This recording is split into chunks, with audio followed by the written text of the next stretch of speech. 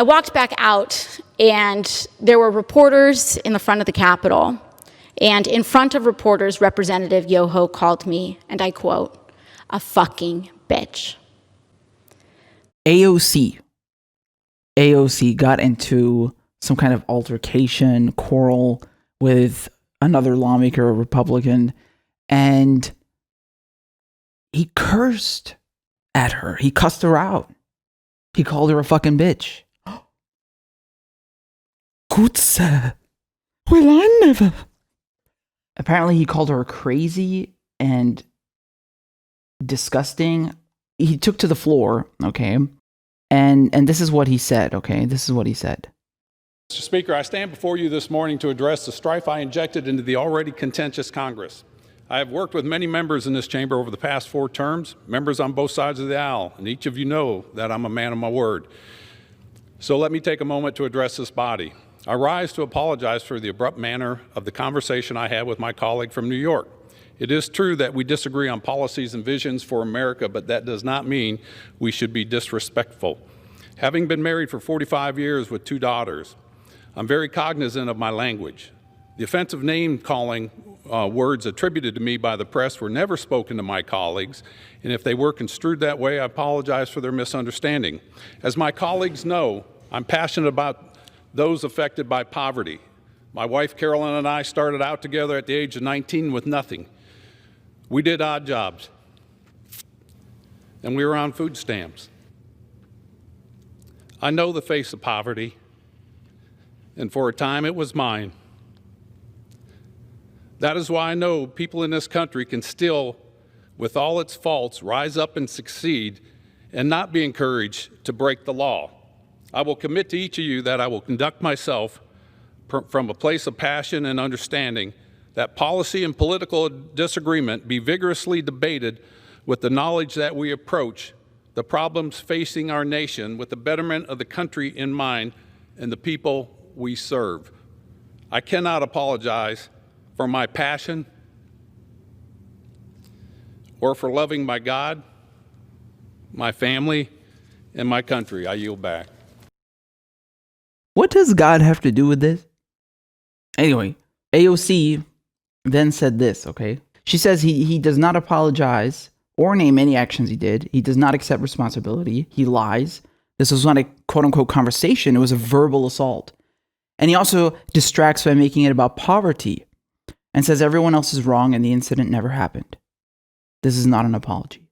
Oh, and on top of it, he didn't even say my name. Now listen, let me tell you guys something, okay? I'll give her that. It's not an apology. That's not an apology. What I find so funny about this entire encounter is that you have these lawmakers, these politicians who walk around all day, who strut. They strut around these lovely halls of Congress, yes? In their nice suits, their $5,000 suits, $10,000 suits, their expensive haircuts, you know, all the jazz.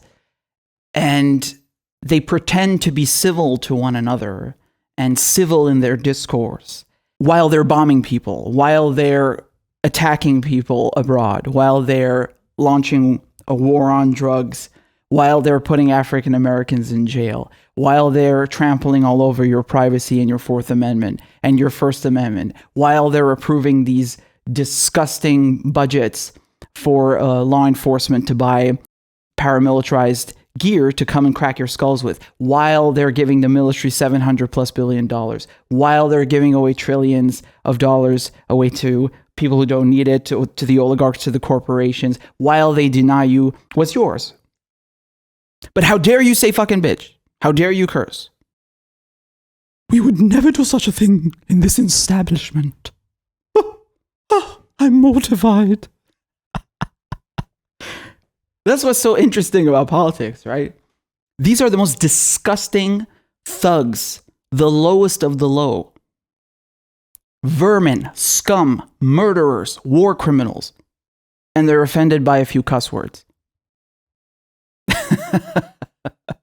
I mean, If this is not irony, I don't know what is. I don't know what is. And so I think I summarized this quite eloquently, if I may say so. Yeah, boy. The United States Congress is the world's largest sponsor of terrorism, murder, thuggery, corruption, and imperialist aggression. Yet calling someone a bitch apparently deviates so much from their usual gentlemanly conduct that one is left absolutely mortified. I mean, you have to admit, this is some peak irony right here, is it not? You know what this reminds me of? One time in the House of Commons, you had, I can't remember this guy's name, which MP he was. He was an older gentleman, right? And he goes out and calls David Cameron, who was the prime minister at the time, he calls him Dodgy Dave. So for those of you who don't know what dodgy means in the US, dodgy is kind of like shady, all right? And he calls him Dodgy Dave. And he got kicked out. They ejected him from the chamber. I think the speaker was John Bercow, and yeah, it was John Bercow at the time. And he told him, "Are you going to apologize? Do you take it back?" And he's like, "No, Dodgy Dave." He's like, "Okay, out." I mean, like for the mildest insult, that was too much. He crossed the line. I had to kick him out. I mean, it's just so ridiculous watching politicians be offended by cuss words. Meanwhile, they screw over people on a daily basis and rob them and kill them.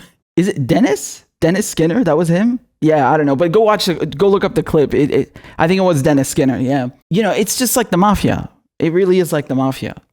They put on these nice pinstriped suits. They buy the best shoes. They got the nice hats. And then they go and blow people's brains out and talk politely to you while they threaten your life. How nice. How nice. But you know, this is the same thing that you see in American culture, right? You see this on TV as well, where they'll glorify violence. They'll play movies in front of kids where people are blowing each other's brains out and they're brainwashing you into going off and joining the military so you can fight for Uncle Sam, glorifying war and killing and everything. But if you cuss, you said what? You said goddamn? Turn the television off. You're grounded. It's such a funny double standard. It really is. It really is. And it's the same with people who talk about politics as well. We're not just talking about the politicians here. It's the same with pundits, right? On mainstream media, independent media, everywhere. They're always trying to dress up nice. They're always trying to put on suits and blazers and avoid cussing and make it family friendly. Motherfucker, there's nothing family friendly about genocide. There's nothing family friendly about you bombing the crap out of the Middle East. There's nothing okay about the shit. Why are you trying to sugarcoat murder? Why are you trying to sugarcoat genocide? There's nothing nice about this whatsoever. There's no need for you to dress up in a suit. There's no need for you to avoid explicit words. There's no need for you to avoid cursing. You should be cursing. You should be angry. If you are not, there's something wrong with you because either you are complicit or you're desensitized, or both. How can you not be angry when you're talking about this stuff?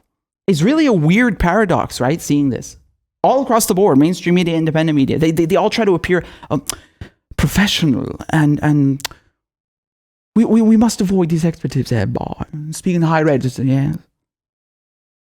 Motherfucker, I didn't ask you to recite Shakespeare.